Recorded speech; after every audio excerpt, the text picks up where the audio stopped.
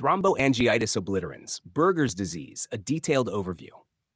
Thromboangiitis obliterans, also known as Buerger's disease, is a rare, non-atherosclerotic, segmental inflammatory disease that primarily affects the small and medium-sized arteries, veins, and nerves of the extremities.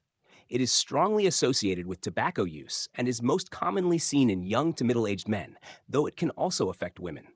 Etiology and risk factors. 1. Tobacco use. The disease has a near-exclusive link to smoking or other forms of tobacco use, e.g. chewing tobacco. The exact mechanism is unclear, but may involve immune responses triggered by tobacco toxins. 2. Genetic predisposition. Certain populations, including those of South Asian, Middle Eastern, and Eastern European descent, show a higher prevalence. 3. Age and gender. Most commonly diagnosed in individuals aged 20 to 45 years. Historically, it has been more prevalent in men, but the gender gap has narrowed due to increased tobacco use among women. Pathophysiology. The disease is characterized by a progressive, segmental, and inflammatory process. 1. Inflammatory thrombosis. Inflammation leads to clot formation, thrombosis, within the affected vessels. 2. Vessel occlusion. The thrombi block blood flow, leading to ischemia in the affected tissues. 3. Lack of atherosclerosis. Unlike other vascular diseases, Buerger's disease does not involve atherosclerosis. 4. Tissue damage. Chronic ischemia results in pain, ulceration, and eventually gangrene if untreated. Clinical features. 1. Initial symptoms. Pain in the affected limbs, typically the hands or feet, especially during rest pain. Intermittent claudication. Pain induced by activity due to ischemia. 2. Signs of ischemia. Cold extremities, reduced or absent distal pulses, pallor, cyanosis, or rubor, reddish discoloration. 3. Ulceration and gangrene, non-healing ulcers or sores on fingers or toes. Blackened areas of gangrene may develop in advanced stages. 4. Superficial thrombophlebitis, inflammation and clot formation in superficial veins. 5. Raynaud's phenomenon. Some patients may experience episodic color changes in response to cold or stress. Diagnosis. There is no definitive test for TAO. Diagnosis is primarily clinical, supported by imaging and exclusion of other conditions.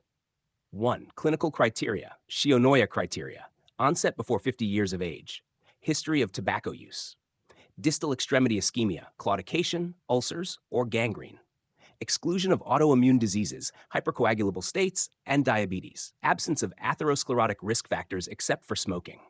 2. Imaging studies, angiography, shows corkscrew or collateral vessels due to occlusion of primary arteries.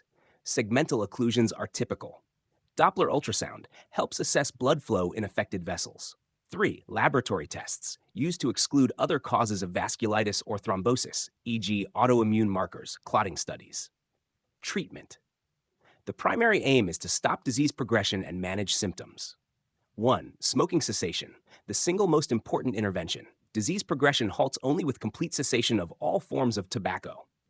2. Medications, vasodilators, improve blood flow to ischemic tissues. Antiplatelet agents prevent thrombus formation. Prostaglandins, e.g. iloprost, reduce pain and improve wound healing. Analgesics for pain management. 3. Surgical interventions, sympathectomy, surgical interruption of sympathetic nerves to relieve pain and improve blood flow. Amputation may be necessary in severe cases with gangrene. 4. Adjunctive therapies, wound care, management of ulcers to prevent infection. Hyperbaric oxygen therapy may promote healing in ischemic tissues. Prognosis. The prognosis is directly tied to smoking cessation. Continued tobacco use leads to relentless progression, culminating in severe ischemia, limb loss, and decreased quality of life. With strict adherence to smoking cessation, disease progression can be halted and symptoms often improve. Prevention. Avoidance of tobacco products is the cornerstone of prevention. Early recognition and management of symptoms are critical to preventing complications. In summary, Thromboangiitis obliterans is a severe, smoking-related vascular disease that demands early diagnosis and intervention, with absolute tobacco cessation as the cornerstone of effective management.